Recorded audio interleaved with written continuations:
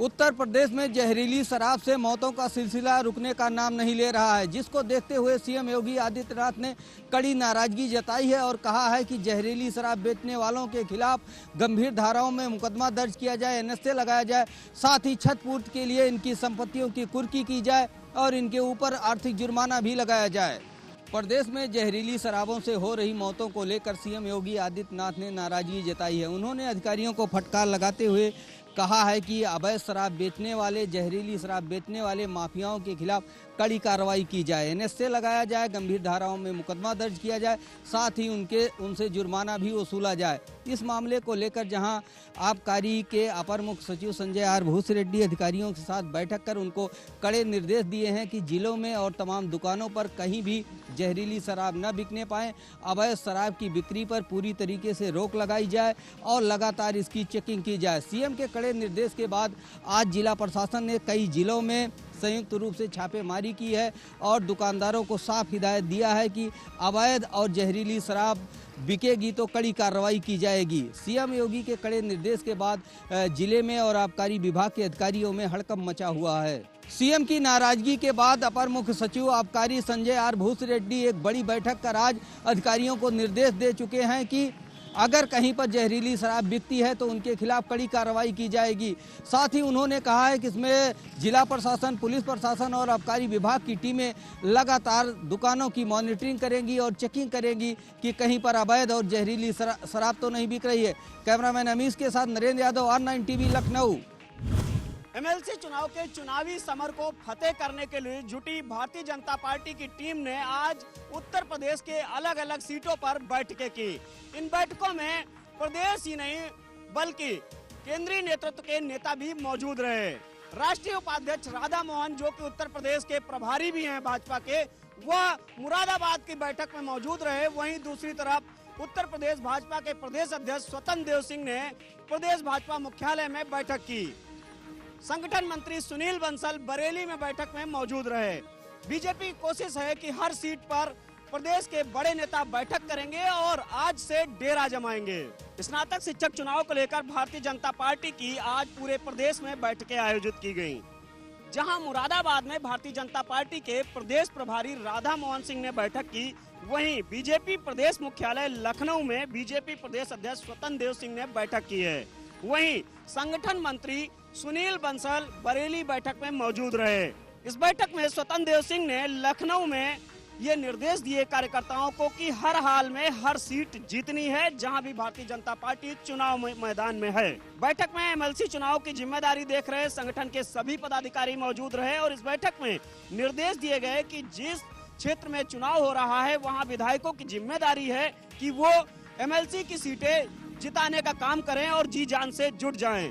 इन विधायकों को सीधे तौर पर प्रदेश मुख्यालय से निर्देश आज जारी कर दिए गए हैं। वहीं अलग अलग टीमें हर सीट वार बना दी गई हैं कि उन सीटों पर आज से वह टीमें रात्रि विश्राम करेंगी और वहीं पर डेरा जमाएंगी और लखनऊ मुख्यालय को रिपोर्ट करेंगी कि आखिर किस सीट पर बीजेपी की क्या स्थिति है और क्या चुनौती है। एमएलसी चुनाव की हर सीट पर भारतीय जनता पार्टी के प्रदेश मुख्यालय से जुड़े नेताओं ने आज से डेरा जमाना शुरू कर दिया है, यानी कि चुनाव तक प्रदेश मुख्यालय के बड़े नेता इन सभी सीटों पर मौजूद रहेंगे और वहीं रात्रि विश्राम करेंगे और चुनावी बिसात बिछाएंगे। कैमरामैन अमीश के साथ संकेत मिश्रा, R9 टीवी, लखनऊ। उत्तर प्रदेश की राजधानी लखनऊ में अपराध रुकने का नाम नहीं ले रहे। उसको देखकर यही लगता है कि अपराध और अपराधियों का चोली दामन का साथ है, जिसका एक ताज़ा उदाहरण लखनऊ के हजरतगंज इलाके में लाप्लास के फ्लैट में जन्मदिन मनाने के दौरान देखने को मिला, जहां पर गोली चलने से एक युवक की मृत्यु हो गई। पूरा मामला आपको बता दें, लखनऊ में शुक्रवार रात जन्मदिन की पार्टी अचानक मातम में बदल गई। आपको बता दें, लखनऊ के हजरतगंज इलाके में पुलिस कमिश्नर आवास से चंद कदमों की दूरी पर सपा एमएलसी अमित यादव के फ्लैट में जन्मदिन की पार्टी आयोजित की गई थी। इस दौरान यहां गोली लगने से 38 वर्षीय राकेश की मृत्यु हो गई। घटना की जानकारी पर एसीपी हजरतगंज राघवेंद्र मिश्रा, डीसीपी मध्य समेत तमाम आला अधिकारी मौके पर पहुंच गए। फॉरेंसिक टीम पहुंची और घटना स्थल का निरीक्षण किया। पुलिस ने कुछ लोगों को हिरासत में भी लिया है, जिसको देखते हुए तमाम तरह की पूछताछ की जा रही है और देखा जा रहा है कि गोली हादसे के दौरान चली है या फिर रंजिशन उस व्यक्ति को गोली मारी गई है। हालांकि 4 आरोपियों को पुलिस ने गिरफ्तार कर लिया है और वहीं पर मृतक के परिजनों ने हत्या की आशंका के चलते रिपोर्ट दर्ज कराई और उनका कहना यह है कि मेरे बेटे की हत्या की गई है। लेकिन सवाल ये उठता है कि पुलिस जिस तरह से अपराध को रोकने का काम कर रही है, उसमें अपराध लगातार बढ़ते जा रहे हैं। इसको देखकर नए पुलिस कमिश्नर किस तरह की व्यवस्था बनाते हैं कि ऐसे अपराधों को जल्द से जल्द रोका जा सके। लखनऊ से वीडियो जर्नलिस्ट प्रियांश मिश्रा के साथ संदीप खेर, R9 TV, उत्तर प्रदेश। 2021 के विधानसभा चुनाव को लेकर भाजपा तैयारियों में जुट गई है। जेपी नड्डा का दौरा भी इसी संदर्भ में देखा जा रहा है। जेपी नड्डा आ रहे हैं और वो प्रदेश के पदाधिकारियों सहित अन्य को क्या गुण देंगे, ये देखने वाली बात होगी। जेपी नड्डा के दौरे को लेकर बीजेपी प्रदेश संगठन और प्रदेश के कार्यकारिणी तैयारियों में जुट गई है। भाजपा के राष्ट्रीय अध्यक्ष जेपी नड्डा का उत्तराखंड दौरा तय हो गया है। प्रदेश भाजपा को मिले कार्यक्रम के अनुसार नड्डा 5 दिसंबर को देहरादून पहुंचेंगे। 3 दिवसीय प्रवास के दौरान वह 13 बैठकें करेंगे। राष्ट्रीय अध्यक्ष के दौरे को देखते हुए प्रदेश नेतृत्व भी तैयारियों में जुट गया है। 22 नवंबर को टोली बैठक बुलाई गई है। इसके अलावा राज्य सरकार के मंत्रियों, विधायकों, मोर्चों और विभाग संयोजकों के साथ भी जेपी नड्डा की अलग अलग बैठक होगी। वह बूथ और मंडल इकाइयों का निरीक्षण करने के साथ ही पार्टी जनों के साथ विचार विमर्श करेंगे। प्रबुद्ध जनों के सम्मेलन में भी वो शिरकत करेंगे।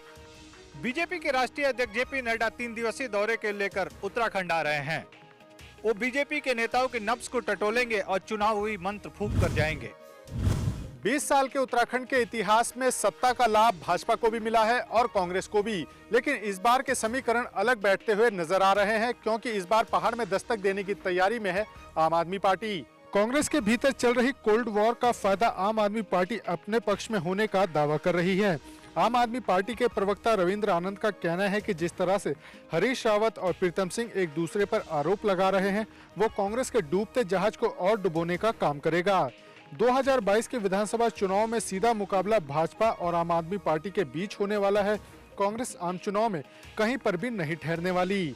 उत्तराखंड के राजनीतिक दंगल में आम आदमी पार्टी भी कूद पड़ी है और आम आदमी पार्टी के निशाने पर है विपक्ष में बैठी कांग्रेस।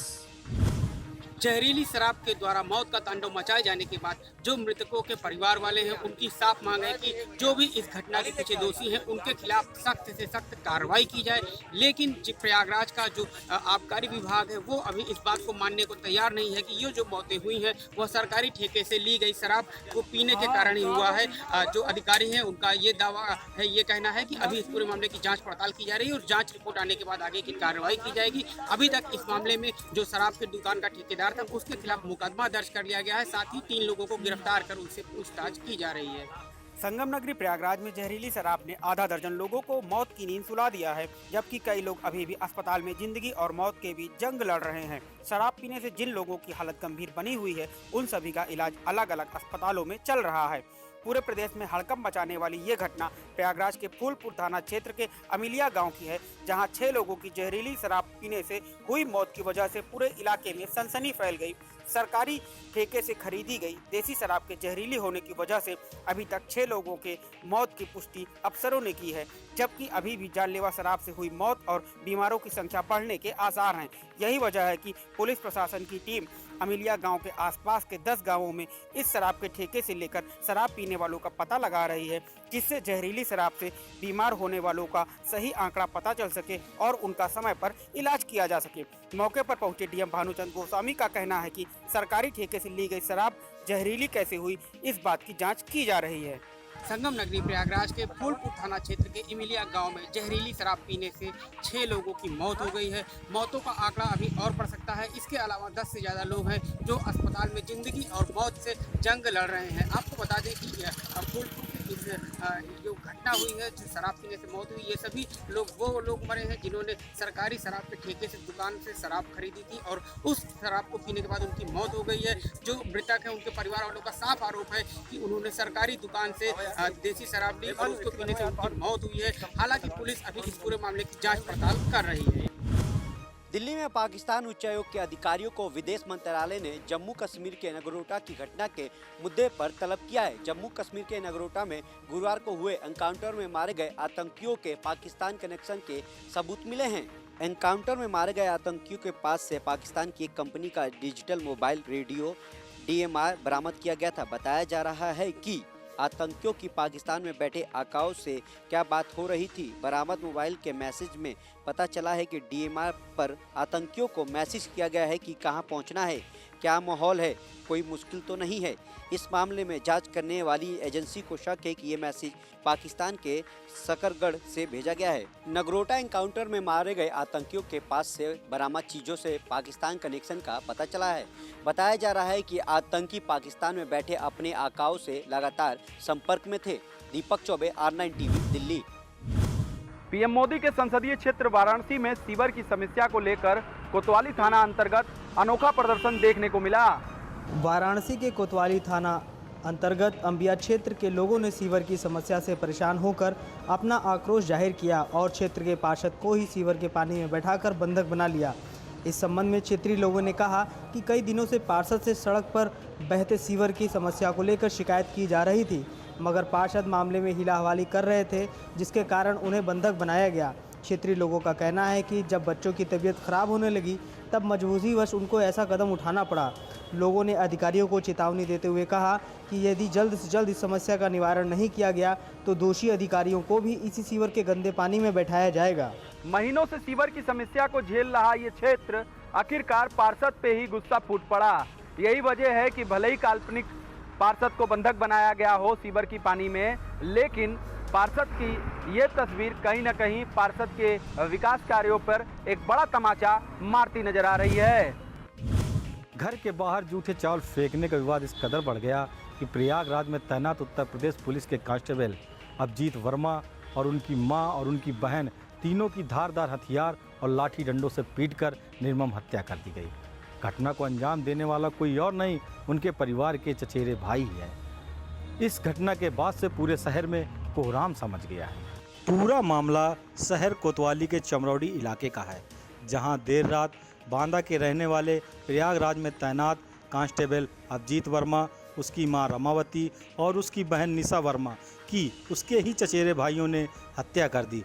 जानकारी के मुताबिक लगभग आधी रात को अभिजीत के परिवार के लोगों और उसके चचेरे भाई सुपूजन और अन्य लोगों से जूठे चावल फेंकने को लेकर कहासुनी होने लगी। इसी दौरान उसके चचेरे भाइयों ने अचानक लाठी डंडों और धारदार हथियार से इन पर हमला कर दिया और घर के अंदर घुसकर इन लोगों की निर्मम हत्या कर दी और मौके से फरार हो गए। घटना स्थल पर भारी पुलिस बल के साथ आला अधिकारी मौके पर पहुंचे, जहां से 3 लोगों को गिरफ्तार कर लिया गया। हालांकि जानकारी यह भी मिली है यह विवाद उनका पुराना नहीं है, ये इनका पारिवारिक विवाद है। इसकी सूचना मृतक सिपाही अभिजीत वर्मा ने पुलिस को दी थी।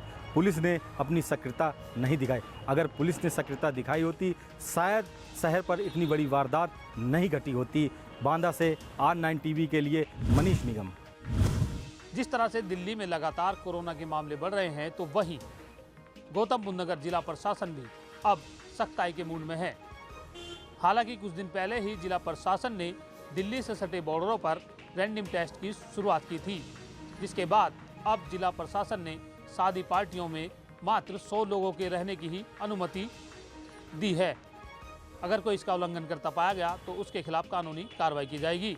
राजधानी दिल्ली से सटे हुए नोएडा जिला प्रशासन एक बार फिर से सतर्क नजर आ रहा है। जिस तरह से राजधानी दिल्ली में कोरोना के मामले बढ़ते जा रहे हैं, तो वहीं गौतम बुद्ध नगर जिला अधिकारी भी इन मामलों को लेकर काफी गंभीर हैं। हाल ही के दिनों में जिस तरह से उन्होंने दिल्ली और नोएडा के बॉर्डरों पर रैंडम कोरोना टेस्ट की शुरुआत की थी, तो वहीं अब जिला प्रशासन ने एडवाइजरी जारी कर दी है।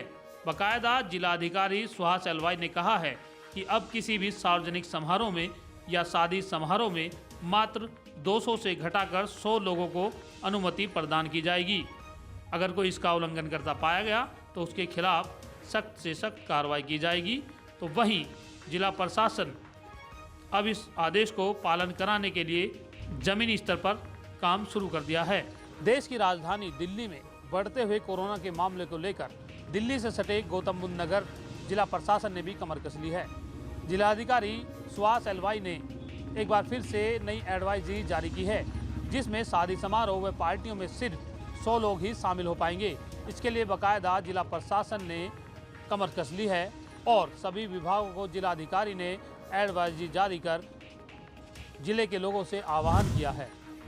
छत्तीसगढ़ की महिला आयोग की सदस्य व दर्जा प्राप्त राज्य मंत्री कल्पना सिंह के 50,000 के इनामिया पति को पुलिस ने गिरफ्तार कर लिया है। पुलिस ने उनके पास से एक पिस्टल भी बरामद किया है। बताया जा रहा है कि उनके पति विगत 3 वर्षों से फरार चल रहे थे, जिसके ऊपर 50,000 का इनाम घोषित था। खुलासा करते हुए रायबरेली के एसपी श्लोक कुमार ने बताया कि आईजी जोन लखनऊ के जो सर्विलांस टीम व रायबरेली पुलिस के साथ साथ एसओजी टीम ने ऊंचाहर के पास से अभियुक्त को गिरफ्तार किया। इसके ऊपर 50 लाख का इनाम भी घोषित था। बाराबंकी में तस्करी के मामले में फरार चल रहा था। वहीं इसके पास से एक पिस्टल भी बरामद की गई, साथ ही साथ कुछ नकदी व एक गाड़ी भी बरामद की गई है। बताया जा रहा है कि ये शातिर अपराधी और इसके ऊपर 1 दर्जन से अधिक आपराधिक मुकदमे दर्ज थे। मस्जिद से नमाज पढ़कर लौट रहे 22 वर्षीय युवक की 3 नकाबपोश बदमाशों ने गोली मारकर हत्या कर दी है। एक आरोपी को जनता ने मौके से धर दबोचा और जमकर पिटाई की है। घटना की सूचना पर पुलिस मौके पर पहुंच गई है और जांच पड़ताल में जुटी हुई है। आपको बता दें, कुआरसी थाना इलाके के नगला मल्ला में 22 वर्षीय सलमान नाम का युवक मस्जिद से नमाज अदा करने के बाद घर जा रहा था। इसी दौरान 3 बाइक सवार आए और ताबड़तोड़ गोलियां चला दी। गोली लगने से सलमान की उपचार के लिए ले जाते वक्त हॉस्पिटल में मृत घोषित कर दिया। वहीं स्थानीय लोगों द्वारा एक व्यक्ति को मौके पर पकड़ लिया गया और जमकर उसकी धुनाई कर दी। घटना की सूचना पर पहुंची पुलिस ने आरोपी को हिरासत में ले लिया और लगातार पूछताछ की गई है। बताया जा रहा है कि मामूली सी कहासुनी को लेकर इन दोनों के बीच विवाद चल रहा था। स्थानीय लोगों द्वारा पकड़े गए आरोपी को पुलिस ने आज जेल भेज दिया है। वहीं 2 अन्य आरोपियों की तलाश में पुलिस लगातार दबिश दे रही है। अब देखने वाली बात यह है कि फरार आरोपियों की गिरफ्तारी कुआरसी पुलिस कब तक कर पाएगी। वहीं घटना के बाद परिजनों का रो रो कर बुरा हाल है। अलीगढ़ से कैमरामैन बबलू के साथ Pramod Kumar, R9 TV, Uttar Pradesh. Property लालच में आकर रिश्तेदार ने ही रिश्तेदार का अपहरण कर लिया और दस्तावेजों पर जबरदस्ती अंगूठे भी लगवा लिए। मामला जीयंतपुर कोतवाली का है, जहां प्रॉपर्टी के चक्कर में रिश्तेदारों ने ही एक युवक का अपहरण कर लिया, जिसका नाम जुबैर बताया जा रहा है। जुबैर ने बताया कि अपने साथी को लेने के लिए बाबतपुर एयरपोर्ट गया हुआ था। वहीं पर ब्लैक कलर की स्कॉर्पियो कार में कुछ लोग आए और उसे असलहे के बल पर बंद गाड़ी में किडनैप कर लिया और उसे बनारस से आजमगढ़ लाए और एक घर में ले जाकर बंद करके उसी बुरी तरह से मारा पीटा और अपहरणकर्ताओं ने युवक को जान से मारने की बात भी कर रहे थे। अपहरणकर्ता युवक को बांध करके उसके साथ मारपीट किए और प्रॉपर्टी के दस्तावेजों पर अंगूठे का फिंगर भी लगवा लिए। पीड़ित ने कोतवाली जीयंतपुर में अपहरणकर्ताओं के खिलाफ लिखित तहरीर दी है। अपहरणकर्ता अभी भी पुलिस गिरफ्त से बाहर हैं। आगरा थाना कमलानगर इलाके में घर में घुसकर एक महिला चिकित्सक की गला रेतकर हत्या कर दी और इस हत्या के बाद आगरा पुलिस महकमे में हड़कंप मच गया। आनंद फानन में पुलिस के आला अधिकारी मौके पर पहुंचे और घटना स्थल का जायजा लिया। आगरा के थाना कमलानगर की कावेरी कुंज कॉलोनी में डॉक्टर निशा सिंगल की हत्या बड़ी बेरहमी से की गई। मृतका के मासूम बच्चों ने जब आंखों देखी बताई तो लोग सिहर उठे। बच्चों के अनुसार आरोपी युवक ने मोबाइल पर ऐप डाउनलोड करते करते अचानक चाकू से हमला कर डॉक्टर निशा का गला रेत दिया। इससे वह लहूलुहान होकर फर्श पर गिर पड़ी और 1.5 घंटे तक तड़पती रही। दोनों बच्चों ने दूसरे कमरे में इस खौफनाक मंजर को देखा। आरोपी ने बच्चों को भी मारने की कोशिश की, लेकिन दोनों ने बेहोश होने का ड्रामा किया, जिससे आरोपी ने उन्हें मरा समझकर छोड़ दिया। कावेरी कुंज कॉलोनी में शुक्रवार दोपहर लगभग 3:30 बजे टीवी रिचार्ज करने के बहाने से आए युवक ने दंत रोग चिकित्सक निशा सिंगल की चाकू से गर्दन रेतकर हत्या करने के बाद घर में लूटपाट की और उसने डॉक्टर की बेटी के और बेटे के गर्दन पर चाकू रख दिया। सामने वाले घर में लगे सीसीटीवी की फुटेज से उसकी पहचान टाउन शिमला कॉलोनी निवासी शिवम पाठक के रूप में हुई। पुलिस ने रात 12:30 बजे उसे कालिंदी बिहार 100 फुटा रोड पर मुठभेड़ के बाद गिरफ्तार कर लिया है और घायल शिवम पाठक के पैर में गोली लगी है। इस घटना के बाद मौके पर पहुंची पुलिस को अहम सुराग हाथ लगा। पड़ोस में लगे एक सीसीटीवी कैमरे से एक युवक की फोटो उसमें कैद हो गई और उसी फुटेज के आधार पर पुलिस ने देर रात हत्यारोपी शुभम पाठक को मुठभेड़ के दौरान गिरफ्तार कर लिया है। शुभम पाठक के पैर में गोली लगी है और निशा सिंगल के घर से लूटी गई ज्वेलरी और नकदी भी शुभम पाठक के कब्जे से बरामद कर ली। पूछताछ में पता चला है कि शुभम पाठक ने कर्जा उतारने के लिए इस घटना को अंजाम दिया है। फिलहाल पुलिस घायल शुभम पाठक से पूछताछ कर रही है कि हत्या के पीछे सिर्फ लूट थी या फिर हत्या के पीछे कोई और वजह है। कन्नौज जिले के सौरिक थाना क्षेत्र में दहेज लोभियों का आतंक एक बार फिर सामने आया है। यहाँ दहेज लोभी पति ने दहेज की मांग पूरी न होने के चलते अपनी ही पत्नी की गला घोटकर हत्या कर दी। घटना सौरिक थाना क्षेत्र के अलदापुर गांव की है। मृतक लड़की के पिता रामचंद्र कश्यप पुत्र छोटेलाल कश्यप निवासी हमीरपुर थाना जिला औरैया ने बताया कि उसने अपनी बेटी पूनम की शादी 5 फरवरी 2016 को राघवेंद्र और झल्लर पुत्र स्वर्गीय प्रकाश चंद्र बाथम निवासी अलदापुर थाना सौरिक जिला कन्नौज से किया था। शादी के दौरान पीड़ित ने अपनी सामर्थ्य के अनुसार 3 लाख रुपए व अन्य दहेज का सामान दिया था, लेकिन दहेज लोभी पूनम के ससुराल वाले उक्त दहेज से संतुष्ट नहीं थे। वह दहेज के रूप में 50,000 रुपये व एक मोटरसाइकिल की अन्य मांग कर रहे थे। उनकी यह मांग पूरी न होने के चलते पूनम के ससुराल वाले उसको आए दिन मारा पीटा करते थे। मामला कई बार पुलिस की चौखट तक पहुंचा, जहां पर दोनों में समझौता करा दिया गया, लेकिन बावजूद उसके दहेज लोभियों का लालच कम नहीं हुआ और उन्होंने इस बड़ी घटना को अंजाम दे दिया। घटना की जानकारी मिलने के बाद पुलिस ने शव को कब्जे में लेकर पोस्टमार्टम के लिए भेज दिया है। वहीं मामले में पुलिस तहरीर और पोस्टमार्टम रिपोर्ट के आधार पर कार्रवाई करने की अब बात कह रही है। पूर्व के कुंभ मेलों की तरह हरिद्वार में इस बार होने वाला महाकुंभ भी भव्य और दिव्य होगा। इस कुंभ मेले में बड़ी संख्या में न केवल टेंट लगेंगे बल्कि अखाड़ों की पेशवाइयाँ और शाही जुलूस भी निकाले जाएंगे। इस बार के कुंभ में बड़ी संख्या में अखाड़ों के महामंडलेश्वर भी शिरकत करेंगे। पिछले कुंभ मेलों की तरह अगले साल हरिद्वार में होने वाला महाकुंभ भी भव्य और दिव्य होगा। कुंभ मेले में पूर्व के मेलों की तरह न केवल भव्य पेशवाइयाँ और शाही यात्रा निकलेंगी बल्कि कुंभ मेला क्षेत्र में बड़ी संख्या में टेंट भी लगेंगे। इसके साथ ही सभी 13 अखाड़ों के महामंडलेश्वर, साधु संत और श्रद्धालु भी इस कुंभ मेले में शिरकत करेंगे। हरिद्वार में आज संपन्न हुई अखाड़ा परिषद की बैठक में कुंभ मेले को लेकर कई प्रस्ताव पास हुए। 2 सत्रों में चली अखाड़ा परिषद की बैठक में सभी 13 अखाड़ों के प्रतिनिधियों ने शिरकत की। कोरोना के कुंभ पर पड़ते असर का मुद्दा पूरी बैठक में छाया रहा। कई अखाड़ों ने तो बैठक में यहाँ तक चेतावनी दे डाली कि अगर मेले में टेंट न लगाए गए तो कुंभ का क्या औचित्य। काफ़ी जद्दोजहद के बाद दूसरे सत्र में बैठक में शहरी विकास मंत्री मदन कौशिक भी मेला अधिकारी और मेला आईजी को लेकर पहुँच गए, जिसके बाद अखाड़ों में कुंभ के दौरान टेंट लगवाने, शाही जुलूस और पेशवाई निकालने जैसे मुद्दों पर सहमति बनती नजर आई। हालांकि अखाड़ा परिषद ने यह भी साफ कर दिया कि 11 मार्च के पहले शाही स्नान से पूर्व एक बार फिर कोरोना की दूसरी लहर को देखकर ही फैसला लिया जाएगा। बैठक में वैरागी कैंप में मौजूद वैरागी अखाड़ों के मंदिरों को न तोड़ने का भी प्रस्ताव पारित हुआ।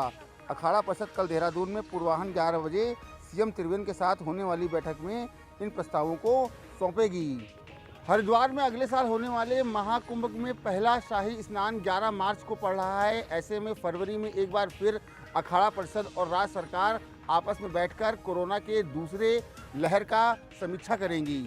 उसके बाद ही कोई बड़ा निर्णय होगा। फिलहाल अखाड़ा परिषद और राज्य सरकार कुंभ मेले की पूरी तैयारियां पिछले कुंभ मेलों की तरह ही कर रही हैं। ड्रग्स मामले में एनसीबी का इन्वेस्टिगेशन जारी है और इसी के साथ एक के बाद एक नए नाम सामने आ रहे हैं और इस बार एनसीबी ने भारती सिंह के अंधेरी स्थित घर में छापा मारा है, जहां पर एनसीबी को गांजा बरामद हुआ है। इसी के साथ एनसीबी ने भारती सिंह और उनके पति हर्ष लिम्बाचिया को समन भेजा है। एनसीबी भारती उनके पति हर्ष को अपने साथ ऑफिस लेकर गई है। सूत्रों से प्राप्त जानकारी के मुताबिक पकड़ी गई ड्रग्स पैडलर की निशानदेही पर भारती सिंह और हर्ष लिम्बाचिया के घर पर छापेमारी की गई। एनसीबी को छापेमारी के दौरान संदिग्ध पदार्थ गांजा मिला है। भारती सिंह टीवी की पहली पॉपुलर एक्ट्रेस है जिनके घर एनसीबी ने छापेमारी की है। इससे पहले एनसीबी ने एक्टर और मॉडल अर्जुन रामपाल और उनकी गर्लफ्रेंड गैब्रिएला के घर पर छापा मारा था। भारती सिंह की कॉमेडी की दुनिया दीवानी है और इस समय वो द कपिल शर्मा शो का हिस्सा है और शो में वो लोगों को हंसा कर लोटपोट करती नजर आती हैं। लेकिन जब से फैंस को उनके छापेमारी की खबर सुनाई दी है तब से फैंस काफी निराश हैं।